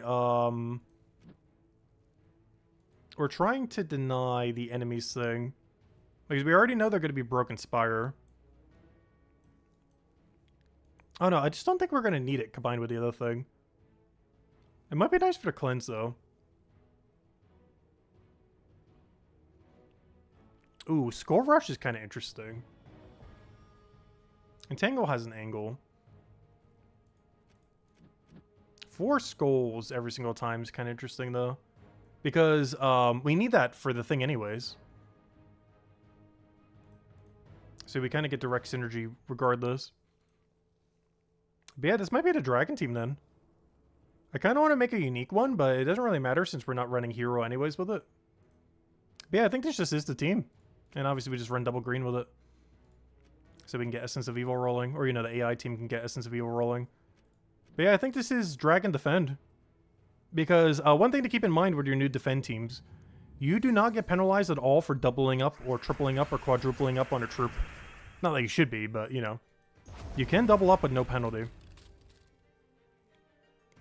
Because there's nothing in a new Guild War system that penalizes you for using multiple of the same. Cookie can probably reconfirm that as well. But before you were only not penalized offensively, but now defensively, you do not get penalized for using 2, 3, or even 4 the same. Obviously, you shouldn't really be using 4 the same ever. But, you know, there's some niche situations where you would use 2 or 3. Like, for example, the Naga restriction, you can get away with triple Takshaka. Like, you're allowed to run triple Takshaka with no penalty at all. Something that was pretty distinctly missing for the previous Guild War system. Yeah, this works out pretty well. It makes the extra turn potential a lot better for it. And it is still pure dragon. Technically, hero class is not dragon, but it doesn't need to be for Guild War.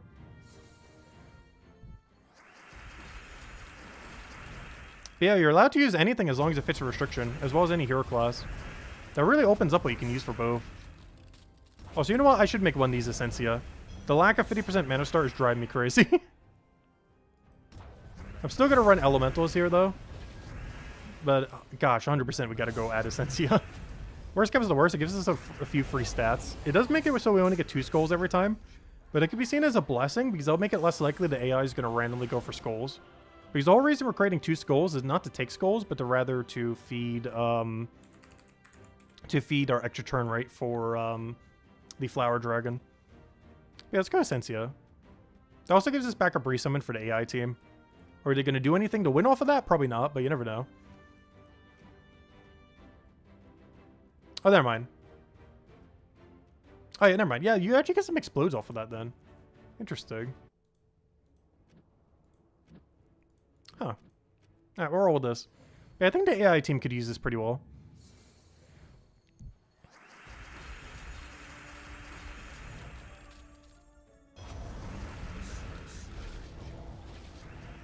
Because you keep in mind, you can't use Wand of Stars in Guild War, offensively or defensively. Oh, sorry, you can offensively, but not defensively. Though you won't be able to this time around, so technically neither you can use it for. Oh, yeah, I just realized. Why did I not get extra turns? Because it's frozen. Yeah, this team has no cleanse option. It feels weird not being able to use Wand of Stars. Because it's so awkward trying to get cleanse. Because it's not worth getting rid of something like Essence of Evil for cleanse. It's better to hopefully get lucky off of Essence of Evil and then go crazy off of that. Also doesn't help that Elementalist has like no mana start at all. The problem is going Dragon Guard there does basically nothing. Like, what does Dragon Guard do for us if we did? As much as I kind of want to set it right now, it's not really doing much. Has a little bit of tankiness. There's no burn, so we can't get that down. Oh, well, unless he uses Essence of Evil correctly. 5 extra attack in PvP, that's good. Fireproof, I guess that's okay. Barrier at start of battle, not awful. Firestorm, average. Oh, extra damage, though. Barrier when an ally dies. Or 2 to all stats. Oh, no, barrier when an ally dies, still better. Dispel, just in case. Can throw people off, and obviously triple damage burning. I don't know. I guess we can go Dragon Guard. You know what? It's a 4 times Dragon team. Let's keep it 4 times Dragon. We're doing it. We're going back to 4 times Dragon. It doesn't have to be. You're allowed to use Elementals and other things, but I don't know. Let's bring it back to 4 times Dragon. Or 4 times Dragon restriction. If you were to use this during Guild War Defend. Do we need another Dragon class? Honestly, I would love to see another Dragon class that isn't depend on skulls. Because this is a really skull-oriented first slot kind of dragon class. So it'd be great to have another kingdom based on dragons that is not that. Like a more spell-oriented route.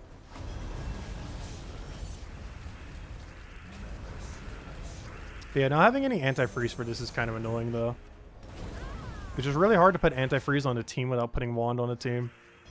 While also still having a good offensive weapon. The only way we could do that is if we put Divinio on the team. But I do feel like we're getting more value from the skulls than we are from Divinio here. Under AI control.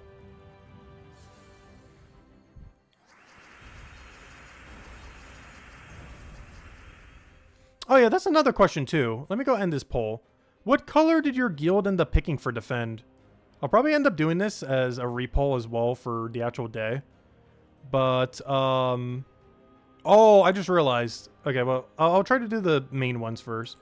What color did your guild pick to defend with? Question mark. This is going to be really biased because we can only have 3. So I'll do the 3 that I think people will do the most. Blue, green. I think purple was the other one that was kind of good. And then... what was the other remaining ones? Yellow slash yellow slash brown slash red. What color did your guild pick to defend with for the first Guild Wars? I definitely will re-ask this on the actual day, you know, on Thursday. I'm curious what your guild ended up picking. That I could be biased because a lot of people might be in the same guild in chat. I feel like green and blue are the 2 main ones people are picking. I'm not sure what the 3rd most commonly picked one would be, though. But green and blue, I feel, are the two most common ones. At least from what I've seen from the spreads and everything.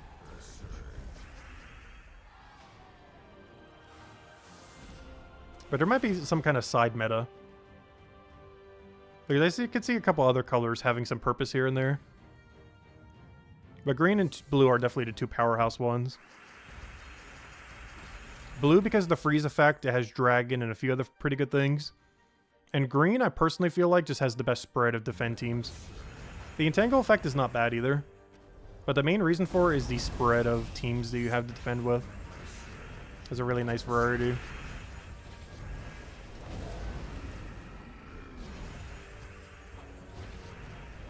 I saw that your thing. It should be either green, green, or green. Oh no, is that the consensus at the high-level guilds? Or are they all going green? Because I have no clue what like all the mega guilds are doing, like the top 5, top 10 guilds. Yes, it's based on your leader, but you all have to do it. But yeah, leader gets to choose. But your whole guild has to defend for it, regardless what your guild leader chooses.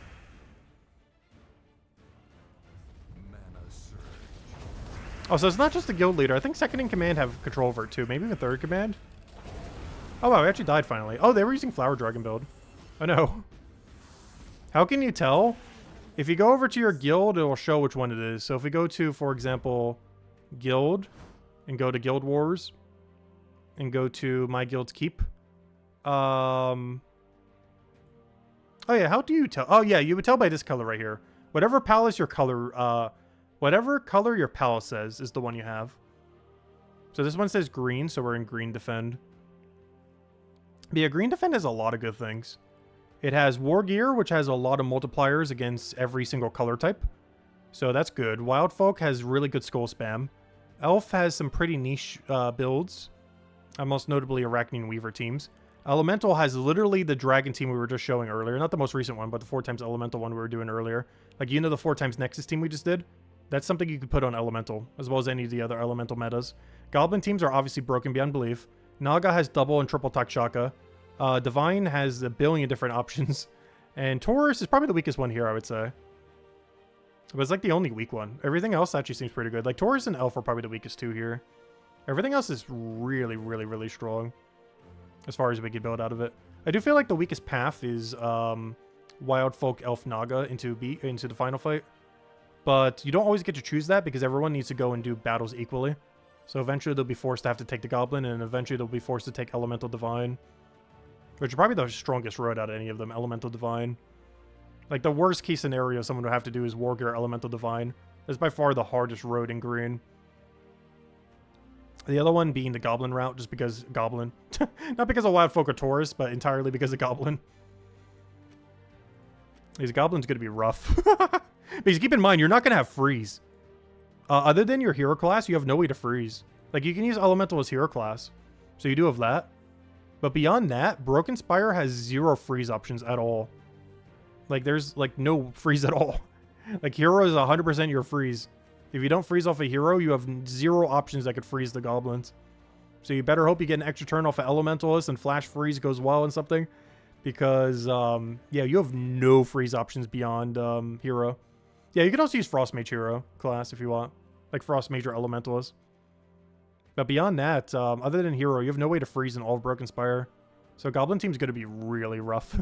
Especially if your hero dies, you kind of just auto-lose the second that happens. If the enemy team's not frozen, you're up against Goblins. Interesting to see how that pans out. There's going to be a lot of crazy situations in Guild War. Really curious to see how it all pans out. Anyways, let's keep going. Let's go hand out another code. And let's go clear out some of the dailies. I haven't actually been clearing out a lot of the dailies, oddly enough. Let's see. Underspire. I'll mostly just buy the torches for now for Underspire. What is our team we're going to go run? I will go set it, though. I'm not going to do all the battles right now, though. But let's go grab our Underspire team. What was it this week? Oh, yeah. Underspire is pretty free this week. Yeah, Underspire is not bad at all. I might want a slightly different quick kill team because we don't really need Zolgoth early on. It would actually be better just to have a little bit extra mana accumulation going on rather than using Zolgoth here. Like, honestly, even just putting that there is probably better for the really early fights. Which seems like it shouldn't be the case, but I'm pretty sure it is. Oh, you know what else I should have done here? I was doing this because of the weapon, but it's actually better to set purple brown. Like +2 brown, +1 purple now that we did this. Yeah, something like that. Actually, minus yellow instead. But yeah, we're going all in Elder Dragon build here. You would eventually want to change this by the time you get to super deep battles, though. But we're probably just doing a round floor thing again. Alright, what's your convert again? Brown to purple. Oh, it's not good right now. Come on, I want some brown to purple synergy. Come on, just one big sweep. Let us have it. Gosh, getting this team off the ground, not ideal. Once it does, though. Yeah, getting off the ground, not ideal. Not ideal. Wait, what was the one trip? Medea? Is that quick enough? Oh, yeah, because you... Oh, wait, can you 50% mana starter at all in this kingdom? I don't think you can. Is there anything that has, like, fast or swift that is actually good? Oh, wait. This creates a lot of purple. Since when did this create 1 billion purple gems? Wait. Netherhound's actually kind of good. What? What is this? Netherhound is good? When did this happen? Let's see. When is Netherhound good? Where's his troop in? They had to have added this in the last year. It's 50% mana start with 8 to 12 gem creation. Like, that's not amazing, but in this context, that is so good.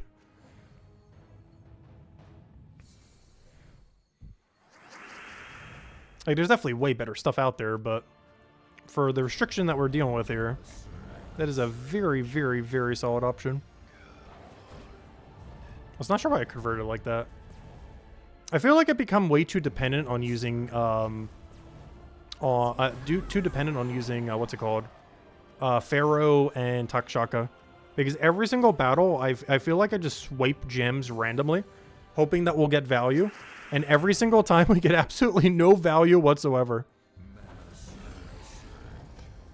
Because I keep thinking like, oh, if I just take a move really quick, we'll just, you know, instantly get full mana. And then I do it again. It's like, oh yeah, next turn we'll get full mana. And then I realize, oh yeah, I'm using a team where I actually have to go grab mana. We definitely got to get out of that mindset for when we go do Guild War. Because, yeah, Guild War is going to be really rough with some of the defend teams. There are a lot of situations where we're going to be, like, really far behind. And the other thing with Guild War 2 is if you fall behind by 15 turns, the Guardian ends up triggering the effect. And since so many people are going to be picking blue, that ends up doing the freeze mechanic. Or even green for Entangle. That's really going to set you back by a lot.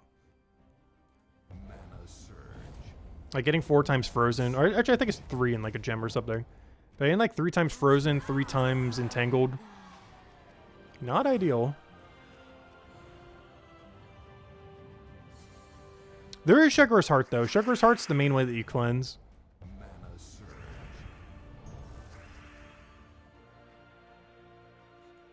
Oh yeah, Cookie. Do you know that as well, by any chance?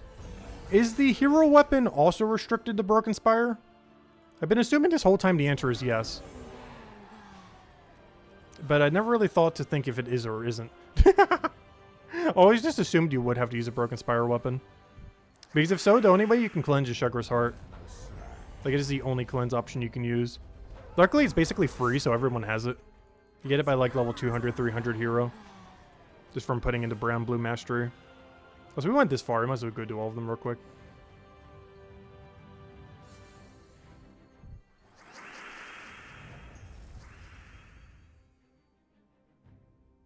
It is also restricted. Okay, so that's the exact way I thought it would be then. So you're still allowed to use any hero class, but you're not allowed to use any weapon. Oops, I was looking at the wrong color. I was definitely 100% looking at the wrong color there. Whoops. That's not ideal. That's funny.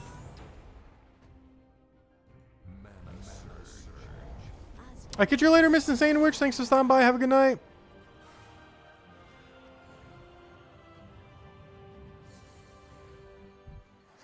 But after we go finish out this, we'll go mess with the dragon a little bit more on PvP and such. And then tomorrow we'll cover the video going over a team for all of them. Like, you know, we'll have the 3 flower dragon builds. Or, you know, we'll have 3 for the 6-color dragon and then 1 for each of the individual colored dragons. Mostly using them in their kingdom synergy. Or, you know, in the niche situation where you'd actually bring them out. Some of them will be slightly more expensive teams, but they will be all the teams where they'd be best suited to be used. Rather than just shoving them into a team. It'll be like the scenario where you actually would end up bringing them out. Like the 1 brown flower dragon obviously being used in a 4x Shintang build, stuff like that. Some of them are expensive though. Like 4x Shintang build requires that 1 mythic dragon. May not require, but you know, it would definitely be favorable. Because I believe they cover almost every color together if you use them both on a team. I think they only have 1 color overlap.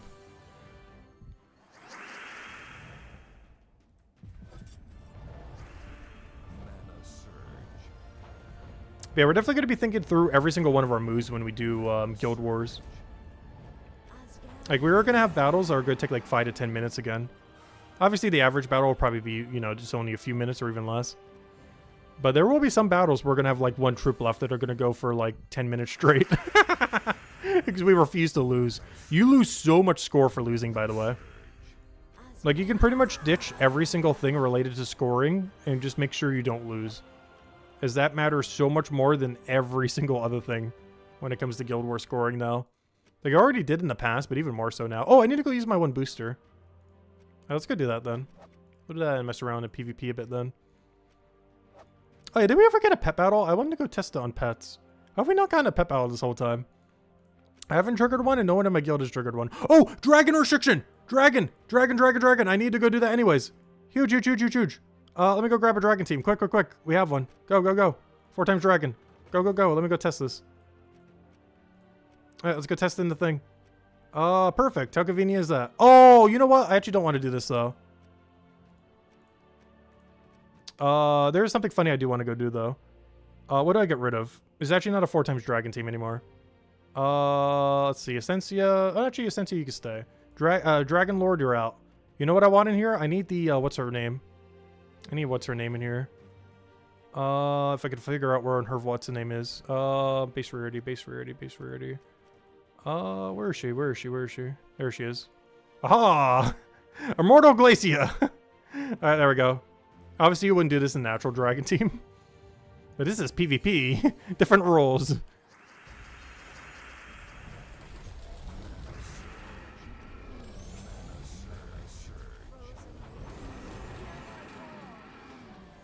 That's a little bit Warhammer. Welcome. Hope all's been well.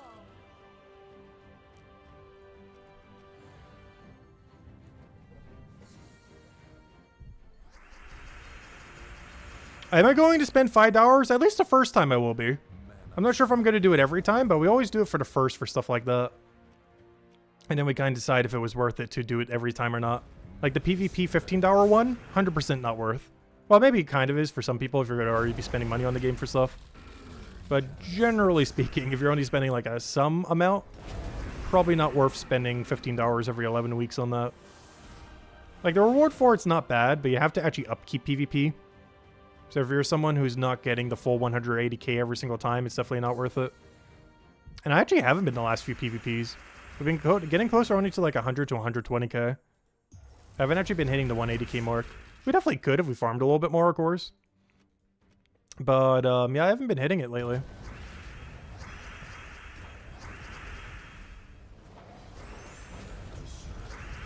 It's not too bad to go grind if you really wanted to power grind it, though. Like, if you truly want to, you could get it done in a weekend. Like the 180k grind. It would just require, like, every second of your weekend. But it is possible to do it in a weekend. But no, most PvP seasons, we've only been hitting 100k or 120k or so. Like, I pretty much just do bare minimum for the weekly. Like, you know, to get your 6.5k and everything like that. And then, like, a little bit extra beyond that from all the daily Vow Ravens and everything. But normally it doesn't go much higher than that. Which comes out to, like, 9, 10k a week or so. depending on Valraven look.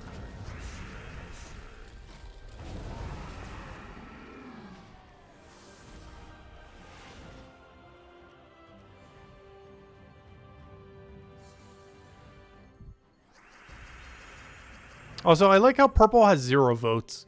I don't know. I was thinking some people would go like some kind of curse build. Because I forget what all the composition of purple defend was. But it has a really funny curse mechanic. Or not curse mechanic, a terror mechanic after a certain amount of time. So one funny build that you could do there is try to go like Deathmark Curse. Like go a really, really stally build. So that you can guarantee get it down. And try to get like a lot of cheese kills off of Deathmark, Terror, and other things. Because I feel like Purple Restriction had the best option for that. Like really, really cheesy builds for just insta-killing. And hoping that you eventually get through on a couple of them. Because eventually you'll get lucky enough to just 4 times insta-kill a team. Which is better than them just 100% losing. Because win rate gets really high later in the game. So having some kind of really sporadic team that can just RNG out of nowhere can sometimes throw people off. Because eventually it will break through. It might only stop like 1 or 2 people. But that's more than 0. And win rate later in the game for Guild War gets pretty high. We'll have to see how it works in the new system because obviously the restrictions are quite a bit different. There's a lot less builds you can end up building when you're only using, you know, Broken Spire, for example. Alright, there we go. That's all completed. Alright, let's go use up the rest of this booster then. At this point, honestly, I might just throw it on the Volkies. We had a Vault weekend the other weekend. Might as well go cash them in a bit. I don't think we opened any since then. And of course, we'll use the new Flower Dragon for it. But yeah, does anyone else have any other questions? Anyone want me to go over? Otherwise, we'll hand out a code for every big loot we get here.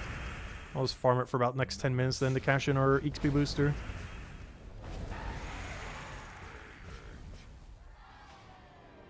Oh, Major Orbit Disappointment. Yeah, there we go.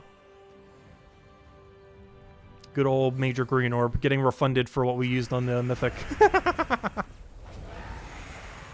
Also, in this team context, it is actually better to use Stellaryx. But we will use the new guy. The reason for that is it's 2 lower mana cost, and the other one already has enough damage to one-shot. So there are a lot of situations where Stellaryx is still better. This would actually be one of them, but I still figured we'd use it here, because why not?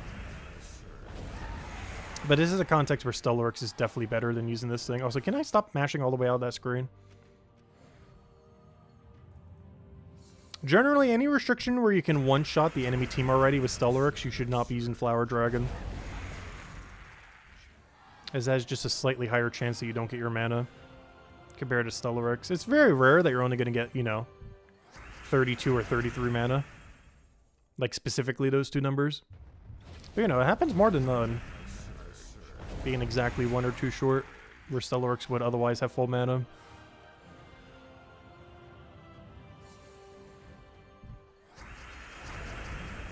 It's the same reason why Diamantina was still used over Stellaryx occasionally too. Or even Phoenicia and other things. Like, there are some rare niche situations where if they're already one-shotting, you actually don't use Stellaryx. The same applies to this Flower Dragon compared to Stellaryx, even though its damage range is a little wider. Oh, sorry, they're just gonna keep power creeping up at this point. I'm scared to know what the next set of dragons are going to be. Because I definitely thought the Flower Dragons were going to be a lot more support-related. But they're basically just Stellaryx all over again. Or, you know, Cosmic Dragons all over again. I do feel like they're weaker than Cosmic Dragons, but because they're in different kingdoms and have different use cases, you're still going to be using them. I do feel like on average they are weaker, though. Oh yeah, that's another poll I want to go do. How many Flower Dragons have you gotten so far? Let's go do a Flower Dragon poll. Alright, start a poll. How many Flower that's not how you spell flower. How many Flower Dragons have you gotten so far? Let's see. We're gonna have 0 to 3. Sure, let's do, yeah, 0 to 3. 4 to 5. 6. And 6 plus, what's the other thing's called? CHRY. Actually, I could just type right here. What am I doing?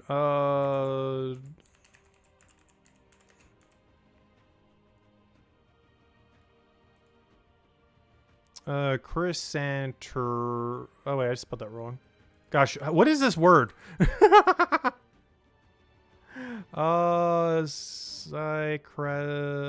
think that's spelled right now. Yeah, that sounds about right. Start poll. That should be correct, I think. We'll find out.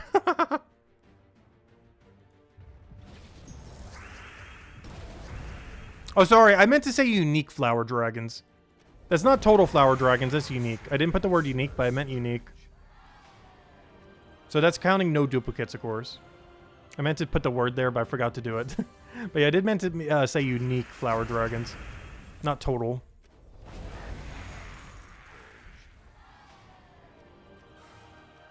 Hey, purple orb.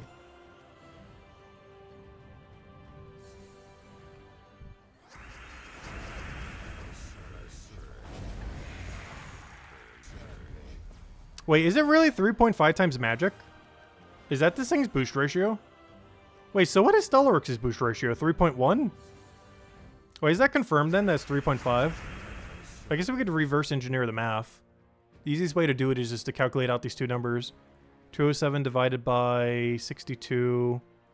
But it's coming out... Well, I guess because it didn't get the other value yet. Yeah, it's coming out to a 3.3 something. That's because it's at a weird number right now. Because it doesn't go in evenly. How many times can 62 go into 207? Well, 62 times 3. Well, let's just do it by 3.5. Oh no, are you sure it's 3.5? It doesn't seem like it's 3.5. What's his base damage? That's another factor.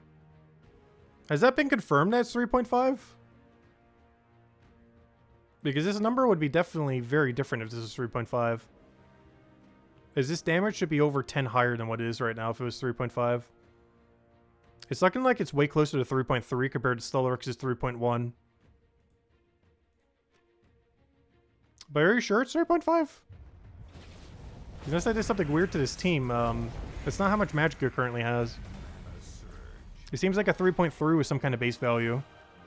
And I believe Stellaryx's 3.1 with some kind of base value. Which is where all the extra magic is coming from. Because it has a 0.2 higher boost ratio. If that is the case. From what I can tell, it's a 3.3 with some base value.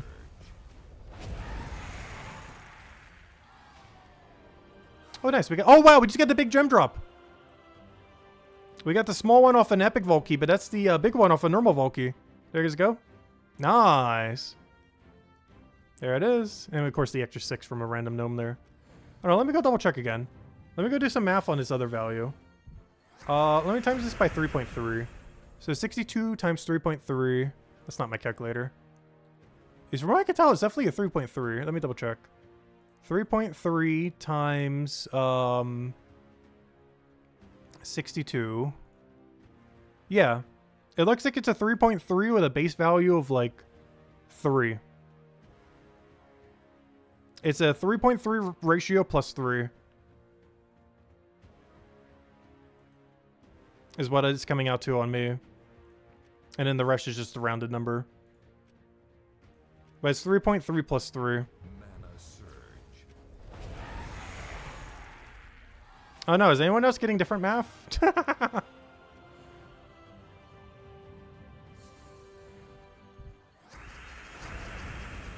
But from what I could tell, it's 3.3 boost ratio with a plus 3 base value.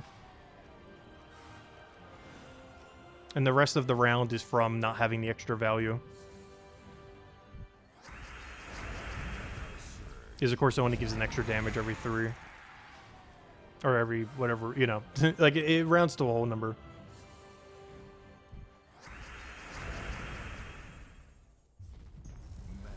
Because you can't do a partial damage.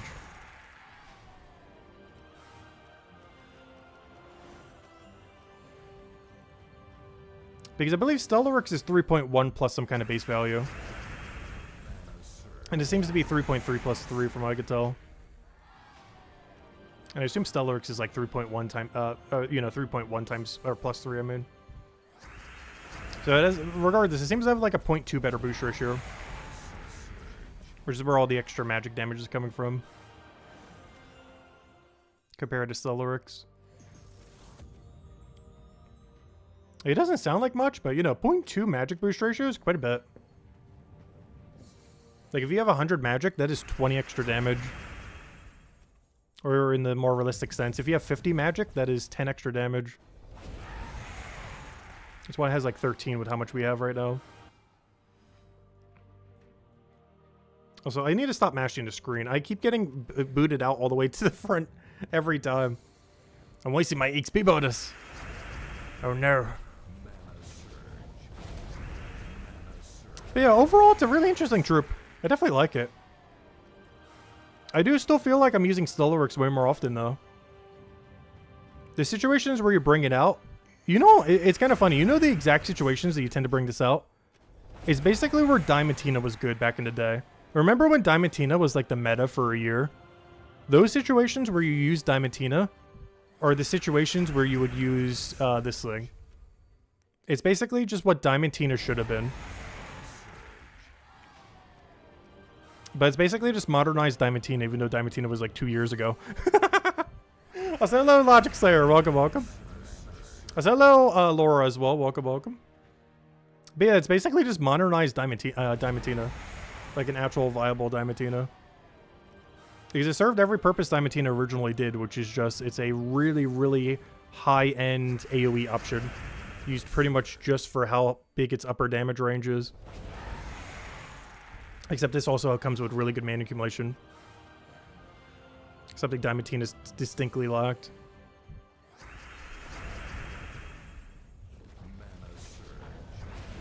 It's still worse mana accumulation than Stellarix, though.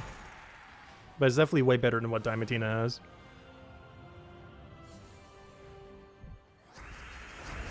We have our magic book from the campaign. Yeah, we already got that one earlier. When we were mentioning we needed one more magic deed book, that was putting into account that magic deed book. Oh, nice! A pet orb. You know, we'll hand out a code for that. Normal pet orb's still nice. But yeah, we already claimed that, didn't we? Because I made sure to claim up to that point. But no, we're still one purple deed book short. Because I claimed exactly up to the point where we would get the deed book. Unless there was another deed book I'm forgetting, but I'm pretty sure we already got them all. Oh yeah, we also get the Queen of Swords today. Doesn't do anything though. Like most tarot cards, is completely useless unless they make some dude to craft out of it. But no, we already got the deed book earlier. Because we already claimed the 850 earlier, which is what this reward was. But yeah, unfortunately we already have it. We're still one short. But we'll have it definitely by next stream. Unless we could also scrap together 10 deed books. Go, go, go. I mean 10 deeds, I mean. But I'll probably get it from the 9 rolls that we're going to have at the random deeds. If we somehow don't get it within 12 rolls, we have a problem. A 1 in 6 not getting it within 12. It could definitely happen, though. It could happen on the Flower Dragons. It could happen on anything. But, yeah, hopefully we'll have that by that stream then. So we can have our permanent +2 magic before Guild War. Because that's when I wanted to have it done by. And we're on track to potentially be able to do it. We're up to pure RNG at this point. Worst comes to worst, one thing I could do on Wednesday off stream, or even on stream, maybe we'll do a stream for it, is if I don't have it by then, though I should have it by then. But if I somehow don't have it by then, one strategy that we could do is just spam Explore 12 until we get purple deeds to show up multiple times. Because every time a Wraith or a Writ shows up, that's 2 purple deeds. And whenever we get a purple deed offer, that's 3 purple deeds. So all we need is like 2 purple deeds offers, 2 Writ offers, and boom, we got ourselves a deed book then. Because that'd be the last that we need.